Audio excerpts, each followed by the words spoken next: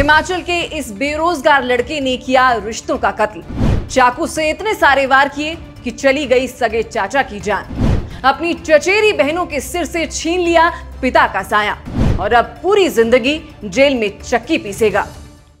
एक जमाना ऐसा भी हुआ करता था जब सगे रिश्तों को हमारे समाज में सबसे बड़ी ताकत माना जाता था। चाचा भतीजे का रिश्ता तो खासतौर पर बहुत करीबी माना जाता है। वो रिश्ता जिसमें प्यार भी होता है और जिम्मेदारी भी। लेकिन नगरोटा बगवा के लुदरेड़ गांव से आई ये खबर उस रिश्ते की सबसे डरावनी तस्वीर सामने लाती है। एक ऐसा रिश्ता जिसमें प्यार और सहारा होना चाहिए था, वहां खून और नफरत का सैलाब बह गया।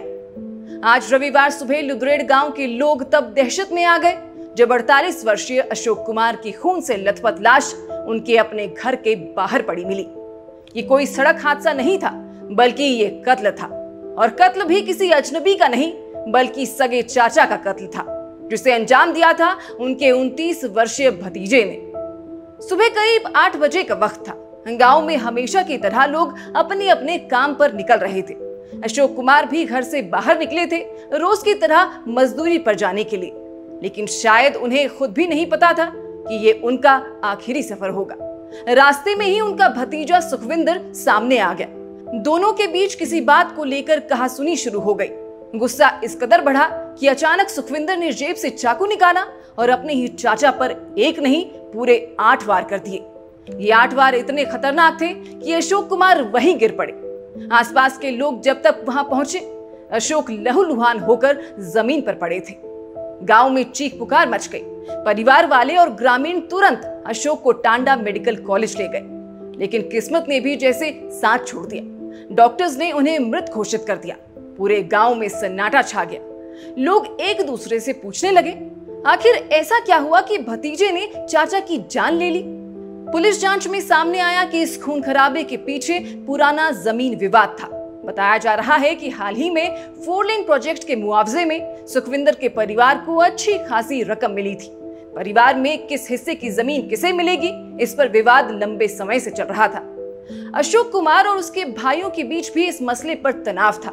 कहा जा रहा है कि जिस दिन ये वारदात हुई उसी सुबह दोनों के बीच इसी विवाद पर बहस हुई।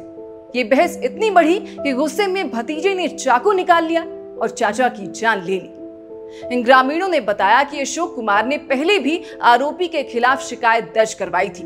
बावजूद इसके विवाद शांत नहीं हुआ और आखिरकार रविवार को इसने खौफनाक रूप ले लिया। स्थानीय लोगों की माने तो अशोक कुमार अपने गांव में एक मिलनसार और शांत स्वभाव के व्यक्ति माने जाते थे। हाल ही में उन्होंने सरकारी योजना के तहत नया मकान बनवाया था। 2 बेटियां और पत्नी के साथ वो इसी घर में रहते थे। परिवार के लिए मेहनत मजदूरी करके जीवन चलाने वाले अशोक की अचानक मौत ने उनकी दोनों बेटियों के सिर से पिता का साया छीन लिया। पूरा परिवार सदमे में है। वारदात के बाद आरोपी सुखविंदर अपने घर लौट आया था, लेकिन पुलिस को भनक लगते ही उसे गिरफ्तार कर लिया गया। फिलहाल वो पुलिस हिरासत में है और पूछताछ चल रही है। पुलिस ने हत्या का मामला दर्ज कर लिया है और अब आगे की कार्रवाई जारी है। लेकिन इस पूरी घटना ने कई सवाल खड़े कर दिए हैं। क्या रिश्तों में बढ़ता तनाव और जमीन जायदाद के झगड़े इस हद तक पहुंच गए हैं कि लोग खून के रिश्ते का भी लिहाज नहीं कर रहे? क्या बेरोजगारी और आर्थिक दबाव लोगों को इतना गुस्सैल बना रहा है कि वे एक पल में अपराधी बन जाते हैं? हिमाचल जैसे शांत प्रदेश में इस तरह के हत्याकांड अब लगातार सामने आने लगे हैं। कभी गांवों में छोटे छोटे विवाद पंचायत तक ही सीमित रहते थे। लोग बैठकर आपस में हल निकालते थे, लेकिन अब विवाद सीधे जानलेवा हमले में बदल रहे हैं। हमें यह भी समझना होगा कि ये सिर्फ एक परिवार का दुखद मामला नहीं है, बल्कि ये समाज के लिए एक चेतावनी है। अगर गांवों में जमीन जायदाद के झगड़े इस तरह खूनी खेल में बदलेंगे तो आने वाले समय में शांति और भाईचारे की पहचान कहे जाने वाले हमारे पहाड़ भी खून से लाल हो जाएंगे। अशोक कुमार के परिवार के लिए अब जीवन पहले जैसा नहीं रहेगा। उनकी बेटियां पिता के बिना बड़ी होंगी और पत्नी को अकेले घर संभालना होगा। सुखविंदर की जिंदगी भी जेल की सलाखों में बीतेगी। यानी एक पल के गुस्से ने 2 परिवारों को बर्बाद कर दिया। ये घटना हमें सोचने पर मजबूर करती है कि ऐसे विवादों को समय रहते कैसे सुलझाया जाए ताकि हालात इस स्तर तक ना पहुंचे। समाज और प्रशासन को इस तरह के मामलों में हस्तक्षेप करना होगा।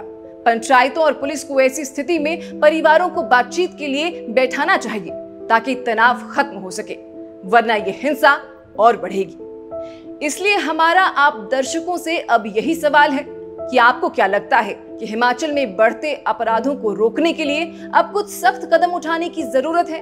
अपने विचार कमेंट में जरूर लिखें और इस वीडियो को लाइक और शेयर करें ताकि ये मैसेज ज्यादा से ज्यादा लोगों तक पहुंचे।